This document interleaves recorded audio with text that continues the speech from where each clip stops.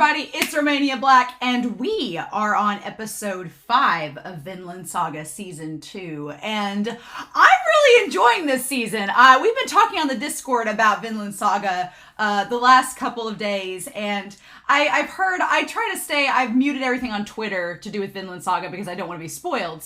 And usually on Mondays and Tuesdays, I stay off of Twitter because of spoilery reasons for series. So I don't really want to see whatever's on there so I don't be spoiled by anything. But we've been talking about Vinland Saga, and I guess there's been some people complaining, being like, the series is so boring right now. And I was like, I don't think so at all. But here's my thing. I feel like Vinland Saga had a lot of hype going into the second season, and maybe some people are jumping onto Vinland Saga after binging season 1, and that's cool. But the thing about Vinland Saga, and I was telling some people in the Discord, is that I view Vinland Saga kind of like it is what Sarune is to sports anime, Vinland Saga is to action anime. And what I mean by that is that both Sarune and Vinland Saga is very much a slow burn.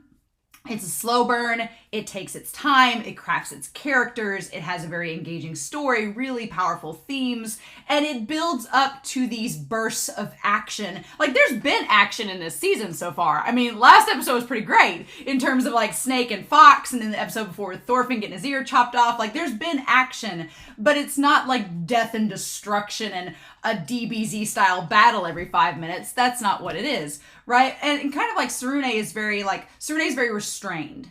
It does the same type of character work, the same type of control. Vinland Saga has the same type of restraint as well. But if you're patient with it, it rewards you so much. And I can do a slow burn. If it has rewards, I'm all for it. And I'm all for character studies, and that's what Vinland Saga has been so far. And I really, really appreciate it. So I don't know, go watch Baki if you want nonstop action, I guess.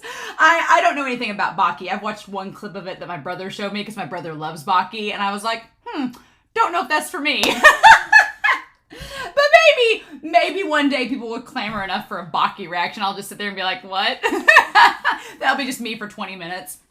But yeah, I do have a couple comments before we start. But first, I want to thank the members of our philanthropy tier on Patreon. On Patreon, it's $1 to join the Discord and talk with everything and be in the polls. It is $5 to get episodes a week early on Patreon. And then those that are in the philanthropy poll, which is $10 a month, that are so generous and kind, they help me to pay for streaming services and different things to put this series that I watch online. So thank you to Edgar, to Larry Manning, to Dana, and to Anime Annie. You all are wonderful, and I greatly, greatly appreciate all of your kindness and support.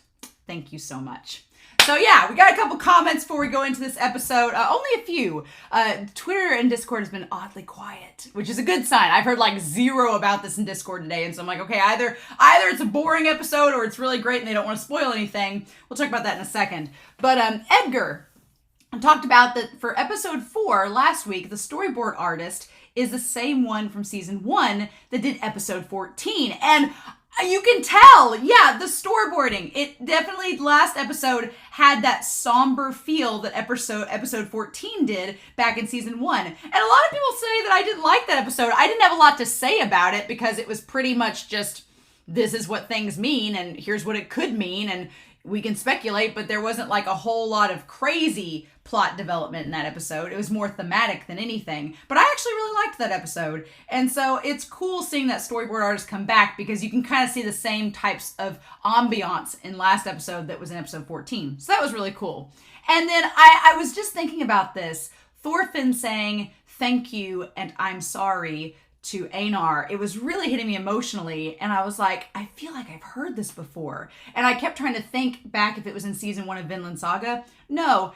If you've not seen this series, then it will make no sense to you. But if you've ever watched Modao Zushi, which is a Chinese donghua, and Danmai, the phrase, thank you and I'm sorry, mean the world. And so I was just, in that moment, I was like, oh my gosh, that's where I've heard this from. So if you're a Modao Zushi fan, that should click, right? And if not, go watch it. It's great. But then Sack talked about Thorfinn. The idea that Thorfinn could have gone home all of last of season 1 and could have gone with Leif, but perhaps doesn't because he believes he doesn't deserve happiness.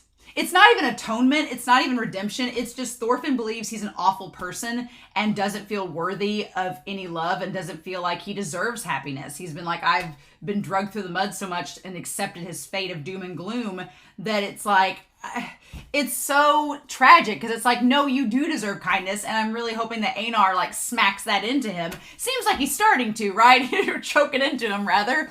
But yeah, it makes sense that Thorfinn feels so down on himself. And I like that in the last episode, Einar's like, hey, don't be like that, right? And I'm glad he's like maybe starting to come around, but I'm sure it's a work. You don't cure stuff like this overnight. It's going to be a work in progress with Thorfinn, and he's going to need somebody that is willing to ride or die with him and struggle through this with him. And maybe Einar's the one to do it. So I'm all for that. But the only other thing I had to say was that I am really hoping this isn't a spoiler, but I was saying at the end of the last episode, it looked like Asser was the guy at the grave site. And because he has the same hair, same haircut, same hairstyle, showing up there. I don't know what the band symbolism is. Could be Welsh. But someone on Patreon was like, oh, I thought it was Canute. And I was like, why would it be Canute? In the OP, Canute has long hair and a goatee. Looks nothing like the guy that's in the end of the episode. So my fear is that either one, this person just didn't pay attention to the OP. I'm like, what? Or they're a manga reader and they know that it's Canute and they've spoiled it. And because otherwise, why would I think it's Canute? It looks nothing like the person in the OP. So I've been a little flustered about that since I saw that comment. I was like, are you unintentionally trying to spoil me? Good sir or good madam? And so I'm not going to lie. Romania Mac is going to be a little bit flustered if this is a big old spoil. Because then my brain went to, I was like, oh, well, maybe the whole thing with Canute and the facial hair is like from a flashback. And now we're going to cut forward and then we're going to come back to the past to see him with the hair. But he really has, I'm like, if this spoils a big old surprise for me, I'm going to be a little bit flustered. But maybe that's not the case. Maybe we're good. Maybe it is Asser or Harold or someone else that we don't know yet. And it's not Canute. But if it's Canute, I'm going to be a little bit pissed off because I'm going to be like, there's no way you would have known that unless you were a manga reader and you were just trying to be like, make it seem like you didn't know and you figured it out. Like nobody else would come to that conclusion unless they'd read the manga and knew. So I don't know. Maybe that's not the case, but we'll see. But we're going to start episode 5 of Vinland Saga and see what we get. And we're going to do that here in 3, 2, 1, and let's do this.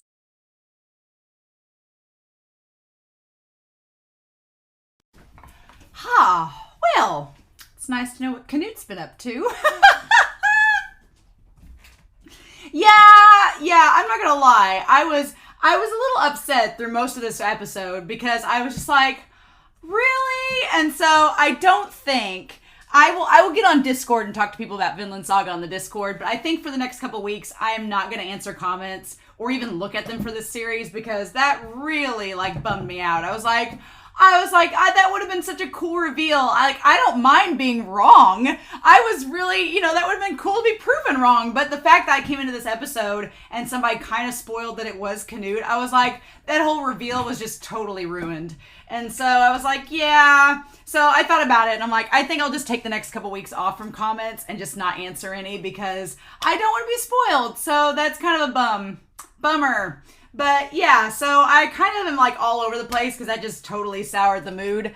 But it was a good episode. We'll still go through it and everything. But man, if you want to douse the fire in my heart, spoiling is the thing to do it. And so please don't do that. If I'm wrong, please don't. Because it's like, oh, what a shame. Because that would have been such a cool reveal and would have been such a fun surprise. But we finally get some timeline information. We finally get some history talked about. So I do want to talk about that because there is a lot in this episode. And there is a lot with Canute versus Thorfinn and Einar. But honestly, there's like I'm not going to lie, there is a big cloud of gloom over me right now because I'm like, man, that sucks. So FYI, gotta keep saying it. Please don't spoil me. No hints, clues, confirming theories. Just let me go in blind, man. Otherwise, I can't read comments because it's like, it's so frustrating. I was so looking forward to being surprised and it just did not happen.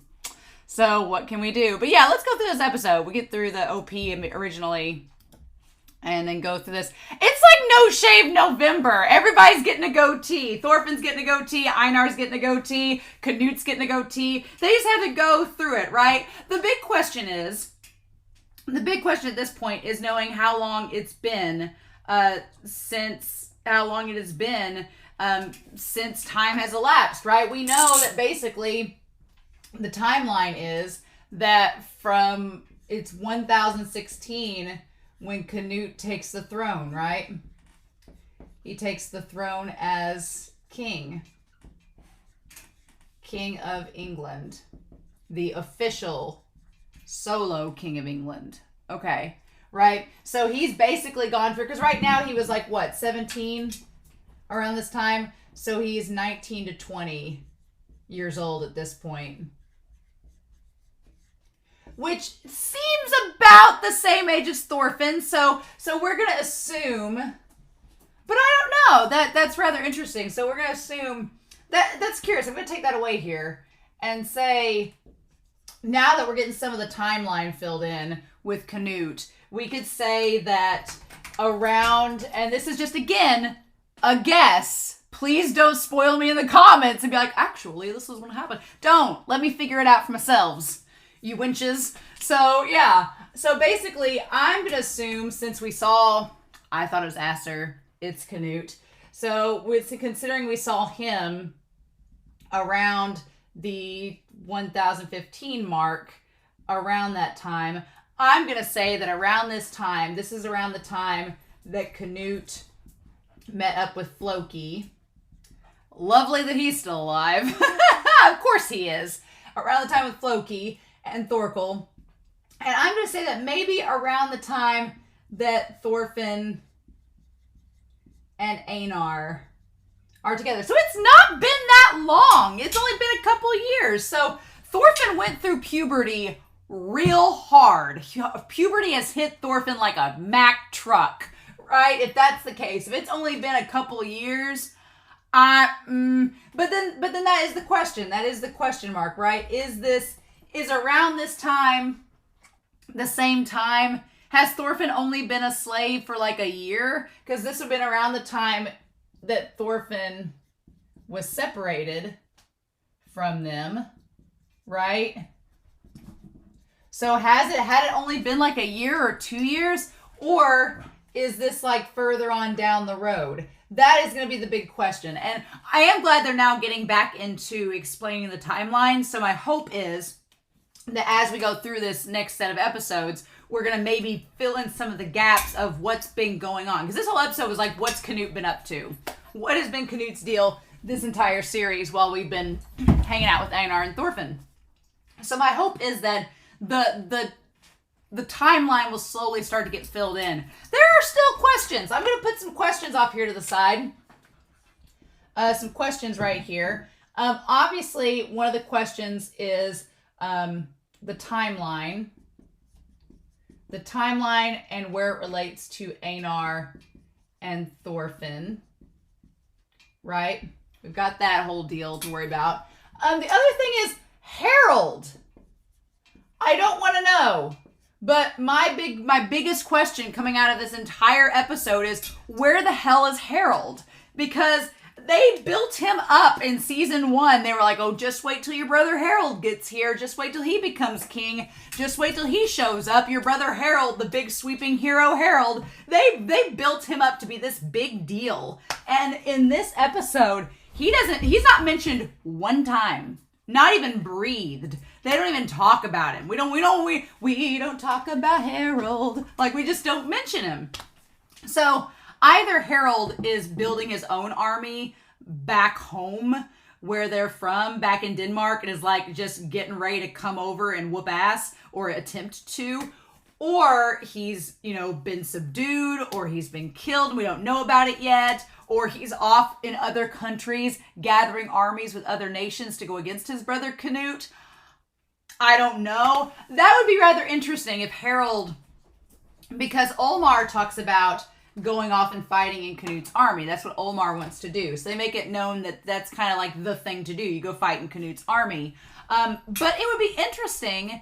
I don't think it'll happen. I don't think this will be the case. But it would be interesting if Harold showed up where Einar and Thorfinn were. And Harold was like, hey, y'all want to come with me? I'm planning a coup against my brother because such and such, he doesn't have Denmark's best interests in mind. And we'll talk about that here in a second. But it would be interesting if Harold was trying to like go behind his brother's back and amass this army. Because Canute, I don't know if y'all got the vibe. I get the vibe that Canute is not favored among the people of England, but they're scared of him. They're afraid of him and his influence. So they kind of just tolerate it. But that scene at the end where Canute takes the throne, it was not the scene of his people looking like our king. It was our people being like, our king. Like it was, they were not happy about Canute being king, but he took it by force and he took it through tricks and kind of underhandedly, according to Thorkel. Thorkel believes he took it underhandedly. We'll talk about him. Him and his man! Glad that he's still around. I'm like, hell yeah, my OTP.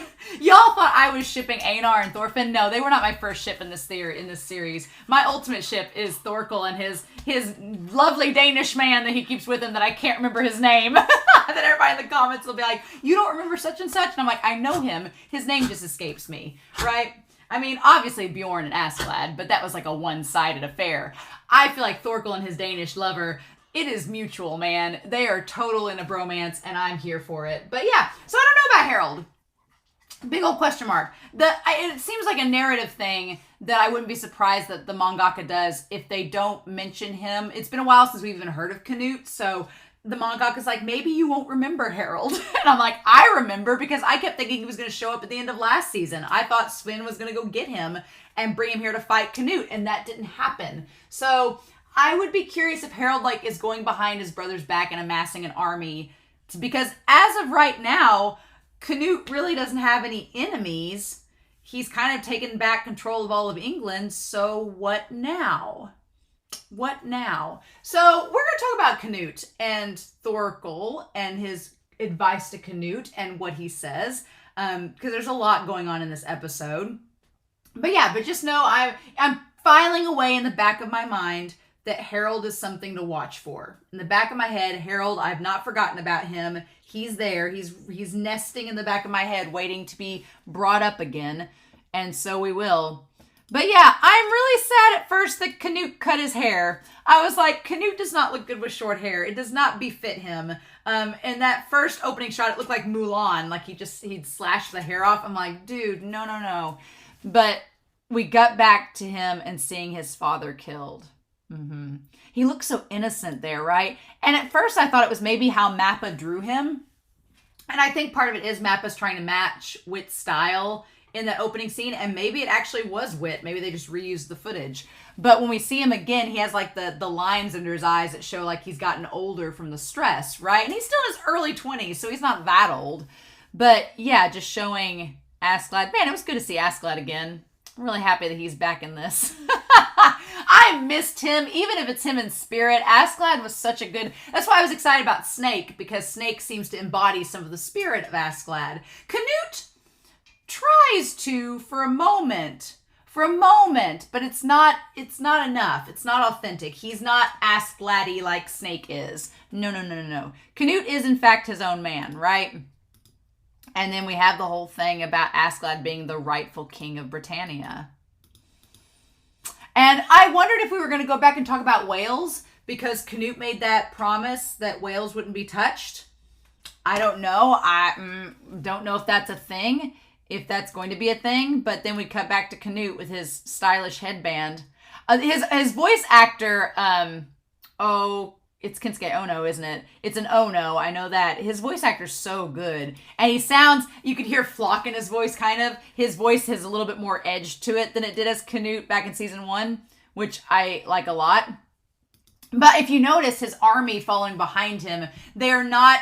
I love the visual representation in this episode, that not everybody is really on board with Canute.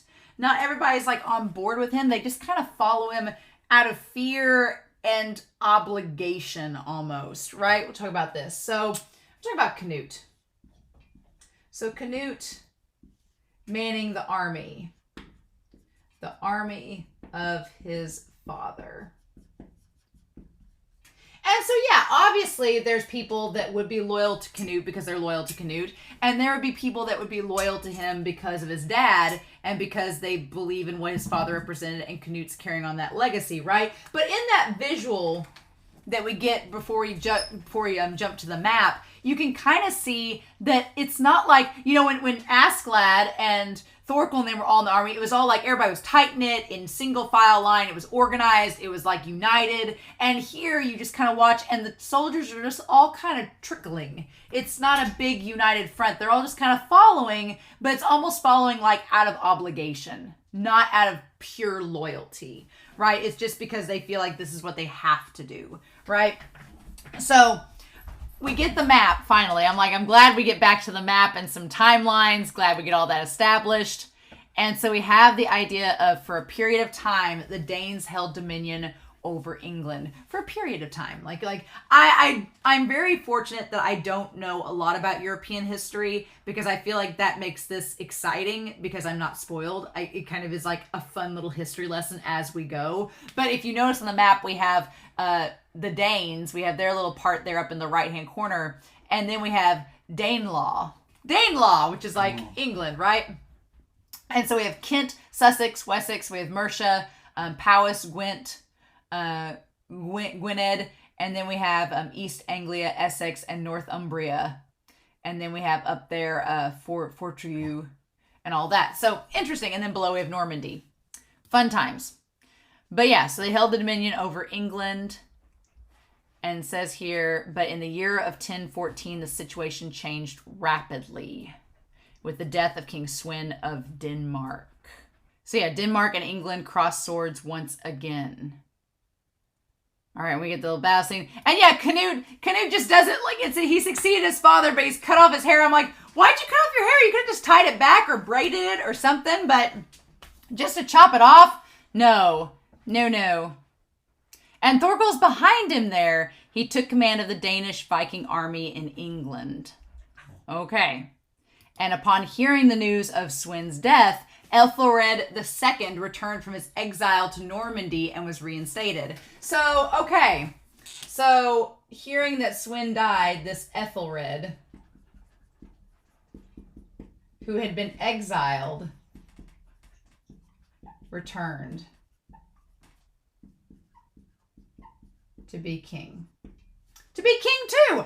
Again, did Harold just get dropped off? Was it just all talk? I don't know. I feel like there's something else to the story with Harold. We don't know about him yet. I feel like the mangaka is keeping him under wraps because he's going to spring him on us at some point. But we'll see, right? We'll see how that goes. But yeah.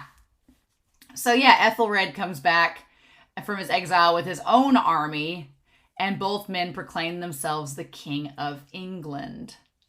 And the fate of the throne was uncertain once more. So yeah, now instead of it's funny, now it's like Harold just drops off the map. Now instead of the kingdom being divided over whether Harold or Canute are going to take over, now it's Ethelred versus Canute. I don't know. And maybe Harold was like, you know what? I'm going to sit back and see how Canute handles this and see what happens. Maybe we've not met Harold officially yet in the series. My theory is maybe he just thought, you know what? I'm going to sit back, see what my brother does. If he gets killed, I'll swoop in. If he doesn't, we'll talk about that. If he doesn't, we'll see where that goes. But yeah, England was exhausted by never-ending battles. It's just a constant state. And then the one guy tries to poison him, right? Tries to poison Ethelred. And so he's like, I didn't drink any of the wine. And he says, Your Highness, have mercy. I'm like, oh. He's like, I didn't know. I'm like, man, damn, that dog. You know what? Whenever Ethelred said the bastard, I was like, yeah, that dog died, man. That's not cool. It's like, Canute, you're killing canines. It's like Canute against canines. Hashtag Canute against canines. That was really sad. I've watched this whole series of people just dying left and right, and I feel desensitized about it, but that dog dying on screen really got me. I was like, damn it, no! That poor hound. I feel so bad for it. But he realizes that the drink was poisoned. And it's almost like Ethelred realizes, he's like, damn it. He's like, this is the lengths that he'll go to try to kill me. underhanded means. And we have the skull, like the half-eaten skull by the crows. So, that's the first word that's thrown out about Canute. Underhanded. And that's kind of why Thorkel is just kind of like, Thorkel, by the end of this episode, is not happy with Canute at all. Because he's just like, Thorkel just wants to battle. He's like, he wants a test of strength. To Thorkel, it should be like whoever is the strongest gets to be the king, right? And for Thorkel, the idea of poisoning people to take the throne, of course Thorkel would be like, that's stupid. I don't like that. That's underhanded. That's dirty. That's not fair. That's cheating almost, right? But Canute has a totally different perspective about it. Whereas Thorkel, it is not the warrior way, right? Canute is not a warrior. No. He is not at all. We get a nice example of that with him and Gunnar. And a lot of times we see the back of Canute's head, right? We see the back of Canute's head. And we see, like, he's growing up. Our boys are all going through puberty. And it makes me so sad because I loved their sweet baby faces. And now they're growing facial hair. And their haircuts are tragic. And I feel like when they were younger, they had some pretty nice hair. But now they're going through that awkward, like, I don't know. I'm not a guy, but I knew a lot of guys in my early 20s that they go through a period, I don't know. I feel like all the guys I knew in their early 20s went through a period where they just didn't know what to do with their hair. And it's like, why are you ruining it? It's just obviously not the case with everybody, but I just looked at so many guys like, what are you doing? Like, you had it all figured out. And then you decided to experiment. No. But so Gunnar's still around, showing his age. Right? He looks a lot older in the last couple of years than he did at the end of season 1. But he's telling Canute the situation in Mercia is a lot worse than they had been told. Like, it's pretty bad, right? It's not good. Like, there's just, like, dead kids everywhere they're digging mass graves for. And said it will take a long time for Mercia, once called the Jewel of the Fields, to recover from this. So, that sets up a couple things right off the bat for his confrontation with the Lord and the 4,000 pounds of silver. So the idea of Mercia, I'll put them on here, that Mercia is basically a dying land. They don't have any resources. They're digging mass graves for children and the people dying. It's just a completely pillaged area. And then there's all of the heads on spikes. The heads on spikes, I said it in the reaction, but you know what it looked like? It looked like dandelions. It looked like the heads on the spikes looked like a dandelion before it like burst. Looked like a shadow of it. Oh, and Canute is responsible for a lot of those heads on spikes, which is interesting, right? But I feel like him seeing Mercia in the state that it is before he meets up with that Lord, it sets the stage so well. Because when Canute meets with him and he offers him all the silver and gold, he's like, are you kidding? He's like, your people are dying. They have nothing of value here. This place is just a wasteland. And you're going to offer me up all this gold and silver and expect me to leave? He's like, no. He's like, what threat are you to me? No, I'm not going to take your gold and stuff. He's like, you should be using it to help your people instead. What are you doing? But then Canute, He's like, Gunnar, don't speak as though we had nothing to do with this. We laid waste to this region. So, that's important to note that Canute, he does not shy from responsibility. Does not shy away from it. So, yeah. He's like, no, we had a very big hand in this, which I think is pretty important. Because I think the way that Gunnar's describing it, he's like, oh, how awful, these poor people. Look at all this terrible, it's worse than we imagined. And Canute's like, yeah, we kind of had a part in this. So what did we expect, right? And Gunnar's just like, oh, well, and then he asks what they're doing. And he's like, oh, the Danes, this is the advanced force of our army, which conquered this region. They're doing what they've always done. And Canute's like, I'm asking what they're doing. And he's like, well, they're pillaging. They're taking slaves. They're taking girls to sell among the beggars. And he's like, I thought I forbade that. And that look from Canute, it's very much like, I will say, there are moments, and I'm going to kind of put this over here off to the side. There are moments where he is like Askeladd. Just a wee bit. Not very much, just a wee bit. And the part that he's like Askeladd is in terms of the slaves. Now, he also does not want pillaging. He does not want pillaging in his new world. The part with the slaves and kind of the snark with the treasure, which we'll talk about. It's little tiny moments. They're very small. I wouldn't say he's like Askeladd like Snake is, but they're little tiny moments where you can kind of see the influence Askeladd had on him, and they kind of shine out. The part where he took the Lord and the son out of the house and said, come with us, I thought it was going to be like Ragnar. I thought they were taking him out to the woods. They were going to kill him. And I was like, this is going to be a parallel to that exact moment from season 1. And it's going to all come full circle. I'm like, that's where we're going with this. Didn't happen. But I was really thinking that it was about to. I was like, oh my God. But yeah, no. So he doesn't want them to pillage and plunder. And Gunnar kind of goes, oh, well, that's how it's always been. He says, no, have them beheaded and displayed on the road. He's like, well, collecting the spoils is military custom.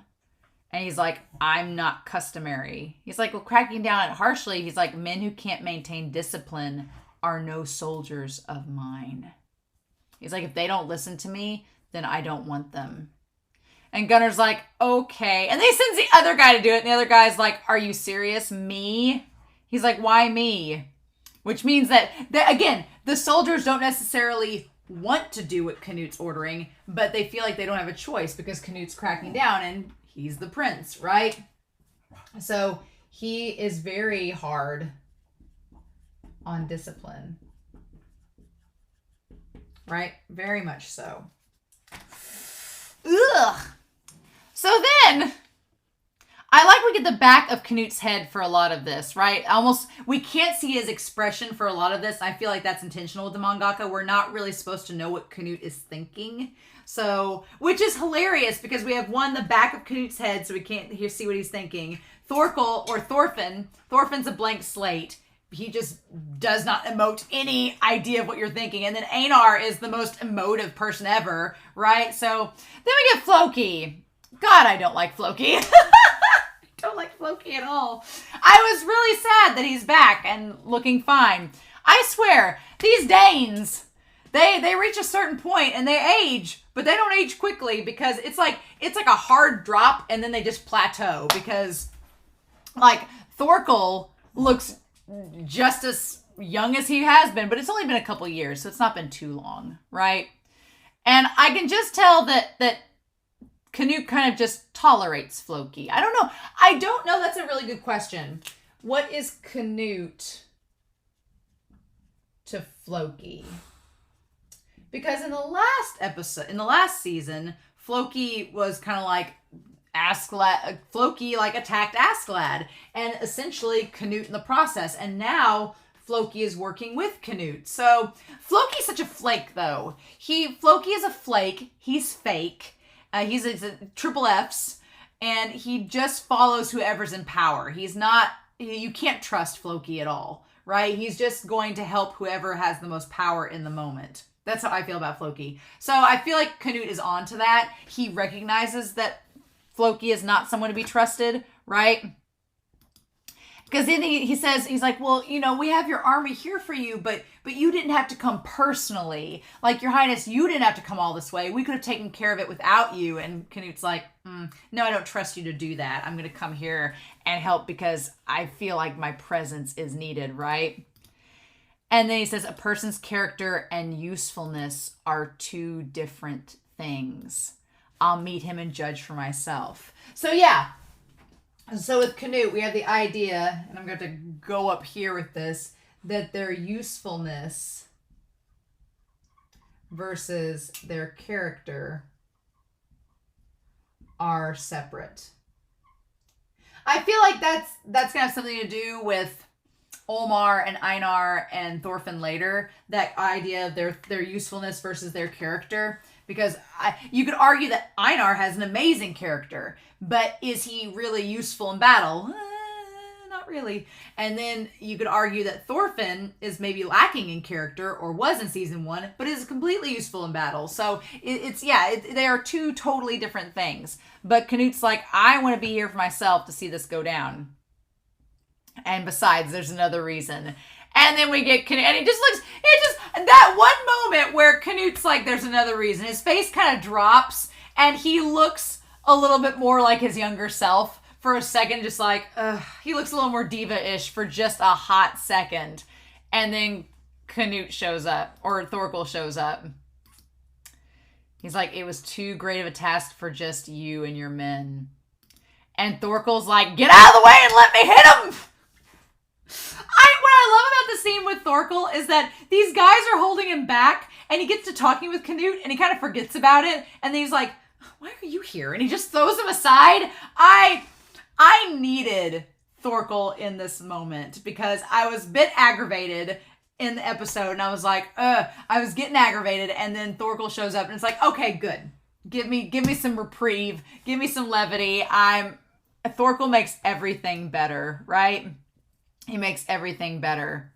And honestly, I know some people might ask why Thorkel hasn't questioned about Thorfinn, but in all honesty, Thorkel wasn't around most of Thorfinn's life, and he was only around for that short period of time. He didn't think highly of Thorfinn. He thought he was kind of a coward and an idiot, so he probably doesn't think he's changed at all. I want Thorfinn and Thorkel to meet again, though, and for Thorkel to see him grow up, but who knows if we'll get that? Don't tell me. Let me find out. I like that Canute tells Thorkel to calm down. I like the horse is like, don't punch me! Thorkel has punched many a horse. So I know that horse that Canute's on is like, don't punch me, sir. I love, he's like, he sounds like such an old man. He's like, frickin' fraggin' fraggin'. He sounds like Yosemite Sam off of the Looney Tunes. You frickin' fraggin' little... And he's just like, you kid. He's like, I hate when someone stops my battles more than I hate frogs. Who knew that Thorkel hated frogs? What the hell? Why? Thorkel gets me. He does. And everybody's like, what frogs? And so he says, battles don't stop until you've taken the opposing leader's head. So, let's go back on that line right there. So Thorkel tells Canute that he has to have the head of his enemy, which he does articulate later to that guy, being like, if you want this battle to be over, bring me the head of Ethelred. So he does do exactly what Thorkel said, but the way Thorkel is saying to go about it is entirely different, right? He's like, I was going to lop off Edric's head. And he's like, don't make such a fuss. Earl Edric of Mercia is the leader of this region. He's not the big fish. Look at the bigger picture. So yeah, so Canute is trying to say to Thorkel that he's like, I understand what you're saying. He's like, I get that we want to win the bigger battle, but he's like, the bigger picture is not Edric, which is the Earl. He's like, no, the bigger picture is Ethelred and his son Edmund. Quite an E name, right? E-name years. He's like, they're the bigger picture. They're the ones we want to take out. He's like, we don't need to waste our resources and time on small fry, right? Canute's got bigger plans. And Thorkel's like, well, he's like, I don't care about that crap. You can get to that. You can get to the big plans. He's like, I just want to enjoy fulfilling a life of warfare. Thorkel's pretty simple. He's like, the warrior way, I just want to battle. He's like, Thorkel doesn't care about spoils, doesn't care about the ladies. Why would he when he has his side piece? He's like, I just care about battling until I die. He's like, that's all I care about. He's like, that's the warrior's way. And Floki, like, has the nerve to, like, join in the conversation. He's like the guy that wants to be at the big kids table. He's like, Ethelred's son Edmund is making some disquieting moves. So Floki is trying to add in his 2 cents and say, look, we don't need to focus our efforts on Edric because right now Edmund is gathering his forces. And if anything happens to Ethelred, who seems pretty old at the time that he assumes to be the second king, then we're going to need to be prepared to fight him. I like the animation of some of these guys in the back behind Floki. They're looking at Thorkel like, what in the hell? It's great. And I love that he's like, I ask, and the way that Floki says it, he's like, I ask that you help us pacify the East, your overwhelming strength in battle. Like, you can just tell Floki hates Thorkel, and he's just saying this just to try to pacify the situation. And Thorkel's like, I don't even like you, dice head. God, I love it. Thorkel is maybe one of my favorites in this series because he just is like, he's like, I decide where I go and who I fight, dice head. I'm like, freaking yes. I love Thorkel. He's just so expressive. And then he's like, Canute! You better not have forgotten what I said to you then. As they're trying to like hold him back. And he says, I'm going to watch what you do from now on and who you'll become. Yeah, he's like, I'm keeping my eye on you.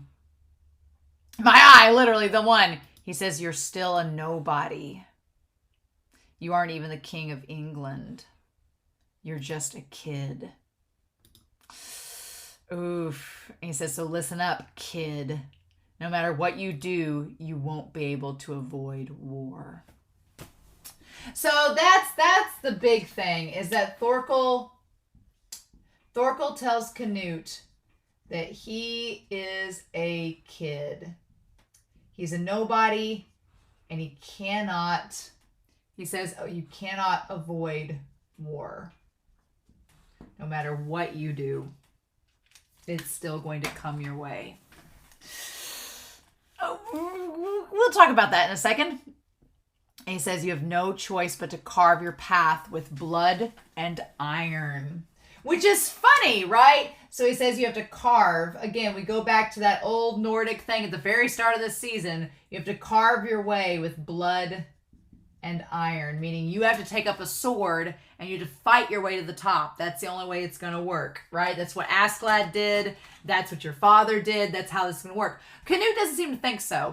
He's like, oh, by iron you mean by chalices, and by blood you mean wine, right? Is that how you think this is going to work? Because that's how I think it's going to work.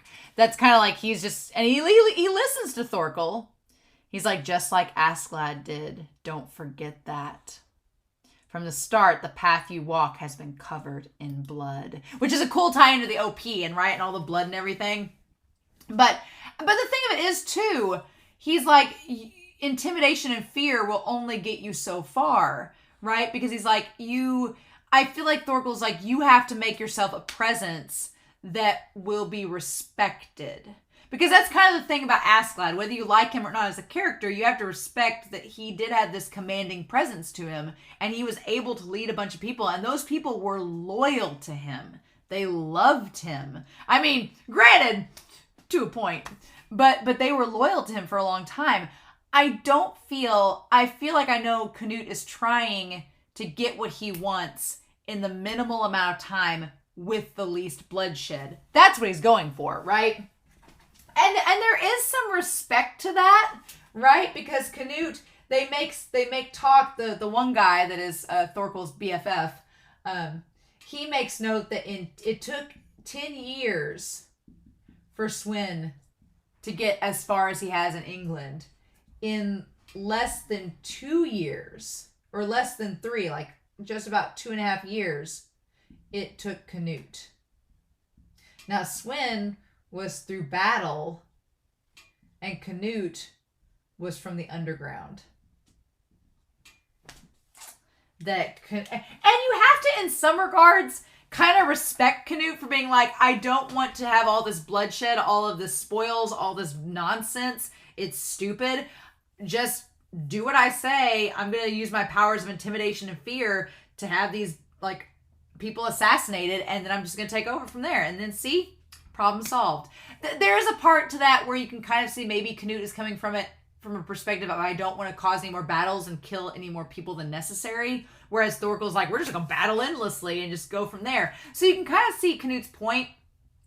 And I do like that, but it does not paint Canute, if you do that in a culture, in the middle of a culture, that's kind of what Gunnar was getting at earlier. He's like, you you can't just lead by fear alone. Because Canute basically, even though he poisoned Ethelred and Edmund, or they died of mysterious illnesses, even if he poisoned him, the fact of the matter was, at the same token, Canute was asking his own men to have their heads severed and put on spikes on display if they didn't listen to what he said. So it's kind of like a King Joffrey move, honestly, from Game of Thrones. If I'm being honest, it feels a little like King Joffrey, except Canute's not like a psychopath that we know of.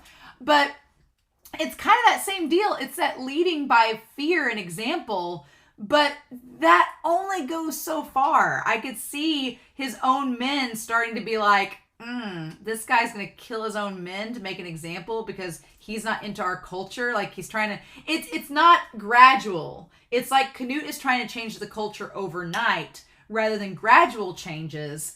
And that if you don't do something like that gradually, especially in a culture like this that's been cultivated for years and years, I could see his own people revolting against him because they're like, no, you're taking away our culture. We don't want to make this big change. And the thing about it is there's no backing to it. Like in season 1, they talked about how a lot of the different leaders were using religion as a background, being like, oh, well, it's because of our God doing this. It's because of this religion that we're doing this. And it was a way to get the people to follow because there was something bigger than them that they were following themselves, and the people just thought they were going along with it. Canute has established he's pretty agnostic. He's like, no, I don't believe in this big higher power. So he doesn't even have a religious backing to fall back on, like, right? Like he, some leaders could say, oh, I did this in the name of God. And the people could be like, oh, well, in that case, but Canute's not even going with that route. He's just like, I will change things. And it's like, and you can just tell Thorkel's like, you're going to walk a path of blood no matter what you do. So either you do it in a way that the others will respect you and be loyal to you, or you do it through fear, but are you ready to accept what the people are going to do in retaliation to that fear? So there's a lot of stuff being set up by it. I'm very curious to see where this leads Canute, right? Because Thorkel's just not having it. Thorkel's just like, fine. He's like, this is the last time, I'm telling you. He's like, next time you get in my way, I'm going to fight back. Just so you know. He's like, Thorkel out, right? And then he just stomps away. And Canute says, he's an honest man. It would be a pleasure to live like him. Which is funny because that means that Canute is living a dishonest life, that he's not being honest with himself, perhaps, right? Or that he can't live life as simple. He can't live the life that Thorkel's living. That's not the way he can rule. He just can't be like that, right? So then we go to the whole thing with the 4,000 pounds of silver, and Gunnar's like jizzing over himself over it. He's just like having an orgasm there right in front of everybody. And Floki's pretty, poker faced. I will say this. The face as Canute throws the necklace away, the face that he makes when he throws it away and just has that, he's like, this is nothing, and just throws it away. I want to see more of that, right? I'm more into snarky diva Canute. I want to see more of snarky diva Canute. That's what I want to see. Like Canute kind of, he acts a little self-righteous sometimes, which is funny because in this episode he acts a little self-righteous at times, like, well, put their heads on spikes for doing this, and we're better than this, Thorkel, and we don't have to be calm yourself, Thorkel. That side of Canute I'm not a fan of. I'm like, it doesn't seem real, right? When Canute's a diva like this, and he's like, this is nothing. This jewelry, you're trying to entice me with this paltry sum. You think this is worthy of enticing a king? I like sassy Canute. I want sassy Canute, and that look there, I was like, hell yeah, let's get that. But then we had the idea of them making the big flaming signals. Now, I think that this is very telling in this moment, right? Very telling in this moment because they build the signals, right? Let me put this up here. The signals. And it is a status of power and fear. Because you know what? We've spent the last 4 episodes doing? We've spent the last 4 episodes over in farmland with Einar and Thorfinn establishing just how precious these resources are. Like, we spent a whole episode showing how difficult it was for Einar and Thorfinn to chop down the trees, to move the logs by themselves to the river, to take downstream, how it's exhausting for them to cultivate and harvest the wheat every day and to maintain everything. And the way that that Kettle explains it, it's like all these resources are so valuable. In this episode alone, Canute takes like all the timber, all the lumber, all this wheat and grass that could essentially be valuable and wastes it. Just burns it like it's nothing. And does that multiple times over Mercia, who we've established is a kingdom that's dying. And he's like, it's all a power play. He's like, oh, like, you want to go to war with me? You're not loyal to me? Okay. He's like, look at the foothold I have in your kingdom already. I am everywhere. I have your kingdom by the balls. And you're either going to do what I say and get me Eldred's head, or I'm going to burn your kingdom to the ground, and I don't care if I do so. It's just intimidating. It's very effective, but again, it's like, Canute, what are you doing, honey? Like, you're laying down the law, clearly. And just all these glances that he steals throughout the episode, he's like, you're paying me in silver so that I'll leave my... He's like, why should I be paid by a man to leave what's already mine? He's like, you're telling Canute, Bretwalda of England, to take this money and leave my own territory. Like, what is this? He's like, does the other king know that you're telling me this? And he kind of outs himself as, yeah, the other king knows what's going down. He knows what's happening. And the one son admits that he doesn't want to be ruled by Canute. But Canute's like, you've already betrayed your kingdom because I'm hiring you to do this for me. You just don't realize it yet. He's like, the world is in chaos because there are 2 kings. And he's like, one king has to die. And he's like, do you think it's foolish to trust the future of England to a man that was exiled? And then he's like, are you telling me to betray him? He's like, oh no, you already have. And so he has him coming. He's like, you're going to come with me. He's like, I'm sure you know a way to kill him, so just do that. Right? And so we find out, it's like foreshadowed that that's all been all the ways that he ends up poisoning him in the end. I know, Huckleberry. And so he's like, this man doesn't seem to be a coward. Let's go outside. And that whole thing about the fire, and again, we don't see Canute's face like through most of this scene until the very end, where he says, imagine it, Edric. He's like, Mercia has been reduced to ash. Like, all this just to make a point, just as a display, right? And then I love the symbolism of, again, it's like all over. Like, he's just showing how far his reach has extended through his own kingdom. He's like, he's like, I own this place. So who are you to tell me what to do and try to pay me for it? He's like, no. He's like, if I wanted this gold and silver, I'd take it right now. You wouldn't have to blackmail me. He's like, no, that's not how this works. But I love the imagery of it. What's funny is in this moment, you have the fires, kind of like the fires that have been through all the battles with the Danes in the past in season 1. Because we've seen Thorfinn like in the midst of the fires too, with swords in hand, looking at the camera like, I'm in the middle of this fire. Here, what's interesting is that Canute's sword is sheathed and he almost has his back to the fire. Like, he looks at the bloodshed and looks at the battle and says, no, I'm not doing that. Instead, I'm going to create this image of myself as a king and impose that and use it to influence others. It's like, it's a political move, essentially. And yeah, God, he's like, if I will it, reducing this kingdom to ash will be nothing. And yeah, this, like, the one Edric guy, like, nearly has a heart attack, right? And his son has to catch him. And then God, he's like, buy peace by offering me Ethelred's head. It's the smart choice. Which is pretty scary. He's like, you're either going to do the right thing, that's the smart choice, or you're going to make the dumb decision that's going to kill your kingdom. So whatever you want to do. And And there is a part of this that's like, yeah, it's great that Canute does it without causing any battles. It's total opposite of what Thorkel wanted to do.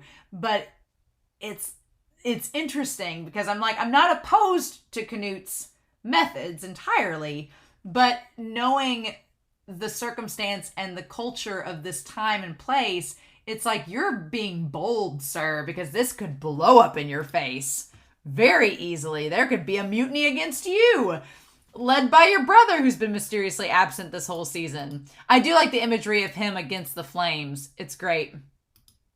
And then the next year in the April of 1016, King Ethelred II of England would die. So yeah, so we get, this was like a year later. So around this time was 1015, and then 1016 he dies. We get that idea. And then we have like his son Edmund coming up, becoming king. He looks a little bit like Einar for a second, right? His son Edmund assumed the throne. Like all his like knights have these cool masks on.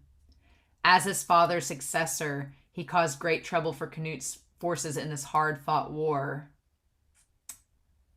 I love the visual, though, of the wine glass. But 7 months later, in the same year, he also died of an illness. And we have the wine glass, the chalice, right in front of Canute. I love that symbolism. We don't even see it, but you get the idea of what's happened. It's great. It's really good. And Canute doesn't look happy that he's done it, right? Canute knows that this is not going to be smiled upon, that people are going to be upset that this is the way he's gone about it. But Canute's like, this is the only way I know how to do it that will result in more of my people being safe. He's like, this is going to eliminate the battles if I just do it this way, right? And you can't be mad at Canute for not wanting the bloodshed. It's just, it's opening a lot of doors. And then we have Canute. And then we have Thorkel. And Thorkel's just like, I love Thorkel's grumpy face where he's just sitting there like, can't fight, can't be in battles. I hate this. I love his grumpy, sour face. And then, of course, his steadfast companion is there. He's like, died of an illness, huh? Well, it took King Swin 10 years to conquer the nation. And now, and this time, it ended in less than 3. And he's like, Canute's going to be recognized as the king. I like that he's still cleaning Thorkel's sword. The coronation will be first thing next year. And I love that Thorkel's like, I don't want to talk about Canute. It's like, don't talk to me about him. You're ruining my beer. I love the look that he gives him like, oh, sweet, sweet Thorkel. My OTP. I love them. And he just kind of goes, okay. He's like, fine. Won't say any more. But then we go to the coronation ceremony. And again, none of them look overly loyal to Canute. None of them look to him like in reverence, right? Or in loyalty. They all look kind of skeptically at him. Like in the shadows and everything, right? And Canute just being like, oh, imagine that, right? And everybody's eyes slowly following him. Sven, Ethelred, and Edmund. Thanks to the unnatural deaths of his rivals in the year 1018, Canute officially became King of England.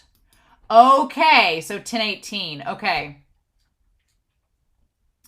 And then there he is with the facial hair. Okay, with the goatee, and his hair has grown back out a bit. Okay, so it's not 1016. It is 1018.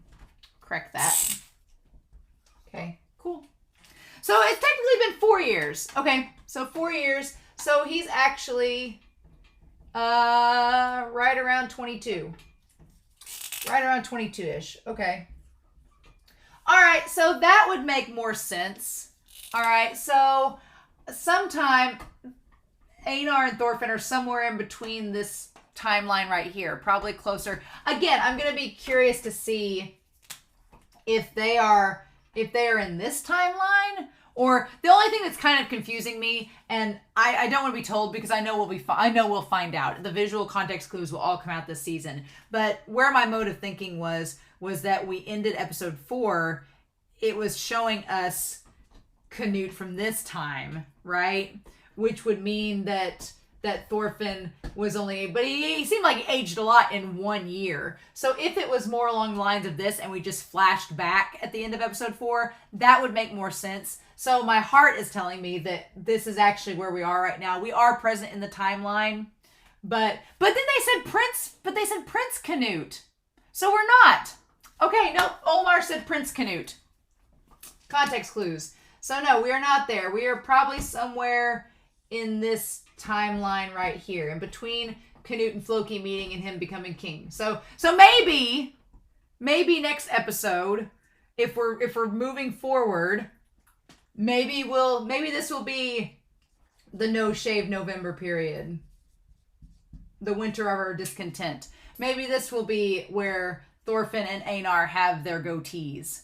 So I feel like in time we're going to go back and forth, that we're going to have this period of time between 1016 and 1018. We're going to show that with Einar and Thorfinn, and we're going to end back up with, if they meet Canute, it's going to be in the present timeline, right? If they meet back up with him, it's going to be in the present timeline. They're all going to have goatees. They're all going to look really like grown adult men, and that's going to be the situation. Okay. Fine with that. But the look on Canute's face at the very end of this episode, it's funny because it's one of those like be careful what you wish for sort of moments where Canute had this beautiful innocence about him in season 1 and it is gone. Like that innocence, nah, that is the cold gleaming eye of a king, right? And the heaviness of the crown. Because his dad warned him about it. He's like, you don't want this. He's like, you don't, because it's going to change you. And I definitely, seeing him in the OP now, the blood makes sense. Like which is funny though, because in the OP, it makes it seem like he has all this blood on him, on his hands and everything, and the bloody path. But Canute in this episode seems to be like, oh no, I can become a king without having to go through all these battles and all this bloodshed. And it's like, can you? So, I definitely get the idea that his army and the people may follow him as their king out of fear, out of obligation, but I feel like they don't respect him. I think that's the big thing. They don't respect Canute. Because the idea of him getting this position through unnatural and underhanded means, I feel like for a Danish culture that's built around the idea of battle and the warrior way, this goes in the polar opposite, in opposition of it. So I feel like Canute may be followed as king for now, but I don't feel like his people respect him as king. So fun times. I don't know. Maybe they do. Maybe they do. We'll see. We'll see, right? But yeah, so I am curious. My 3 questions that I have at this point, moving forward into episode 6, are going to be 1, where Thorfinn and Einar fall in on the timeline. Somewhere in this. We'll find out as we go, I'm sure. The fact that Olmar said Prince Canute leads me to believe that it's around the 1016-ish timeline, and this is 2 years later. So we have that to look forward to. Harold? Who knows? We won't find out yet. I'm going to pin that away. And then Canute and Floki, and what Floki has to do with all this. And what Thorkel will have to do with all this. I don't know. I don't know at all. But we'll see, right? So I thought this was a good episode. It was good to get some exposition. Good to see what Canute's been up to. But I'm very curious to... I'm curious to know what you thought down below. I may just skip the comments for a while and have somebody that I can trust go through and vet them. I want to read your comments. I'm just so afraid of being spoiled. So please don't spoil me. Please don't. So I may ask someone out of the kindness of their heart on Patreon that I can trust to go and check out the comments and make sure there's no spoilers before I look at them. So at some point, I would like to read your comments down below. But in any case, I hope you all have a wonderful week. Please stay safe, take care, and yeah, I'll be back next week with episode 6 of Vinland Saga. Bye.